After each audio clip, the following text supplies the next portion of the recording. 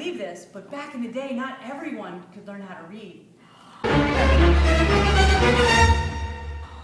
Some kids had trouble. Really?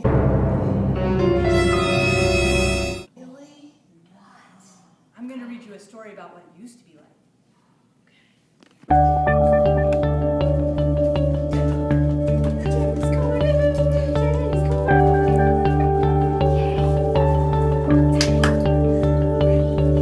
Today we're going to read How Lynn Lista Helped Readers. Every kid down in Glenwood likes stories a lot, but the kids who struggled to read words did not. They hated reading, the whole reading lesson. They tried to read words, but up they kept messin'.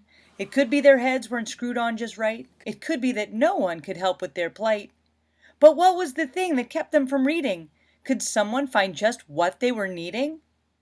So whatever the reason, their hearts or their heads, they couldn't read books. Did they just need some meds? They grimaced as their classmates read book after book. Others could open the cover and just take a look. For they knew their phonics, what letters make what sound, but their challenge had yet to be found. These kids need help reading, Lynn Lista said with a cheer. I can help them, yes, it's good that I'm here. Then she thought, with her fingers anxiously drumming, I'll grab Project Read and I'll have them start coming. For tomorrow, she knew, all her new girls and boys would not want to read, they'd play with their toys. They'd look at the letters and just make some noise. She'd have to tell them the stories and show them the joys.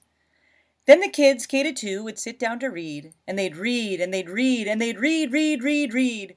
She would teach them some short vowels and consonants too. She'd add in some red words like what, are, and you. And then they'd do something they liked best of all. Kids would read like a teacher, on others they'd call. They'd take picture walks, make predictions with ease. They'd read Bonnie Klein stories, and they would be pleased. They'd read, and they'd read, and they'd read. She taught Magic E, H brothers, and how to blend. She noticed their needs, to each one she would tend. She'd get out of her classroom to help more kids. Who'd like extra help? We're starting the bids. I know just what to do, Lynn Lista laughed in her throat. She got Dibble scores that would make anyone gloat. She joined Reading Olympics and helped more kids read. It's nice when you help all these kids to succeed. I've helped all these students, Lynn Lista looked around. She packed up her books. I'm retirement bound. And what happened then? Well, in Glenwood they say that Mrs. Lista's bookshelf grew 3 sizes that day. And the minute her schedule didn't feel quite so tight, she sat with her wine glass and read noon and night.